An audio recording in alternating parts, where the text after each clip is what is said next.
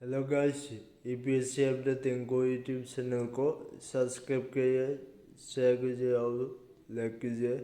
ईपीएससी update इनको YouTube channel में आपका स्वागत है। आज के वीडियो में रूस और यूक्रेन के बारे में कुछ बातें बताऊंगा। जैसे कि रूस की राष्ट्रपति का नाम क्या है, रूस के राष्ट्रपति का नाम क्या है, उसके राष्ट्रपति का नाम व्लादिमीर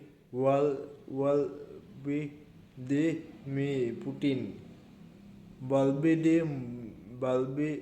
व्लादिमीर पुतिन और राजधानी का नाम रूस की राजधानी का नाम मॉस्को है और मुद्दा है रूसी रूबल और उसकी संसद का नाम दूमा है।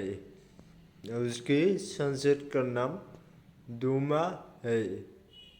यूक्रेन के बारे में भी आपको बताऊंगा। यूक्रेन का राष्ट्रपति का नाम वोलोदिमीर ज़ेलेंस्की है। राजधानी का नाम क्यों है, राजधानी का नाम क्यों है, यूक्रेन की राजधानी का नाम क्यों है, यूक्रेन के मुद्दा यूक्रेनियाई यो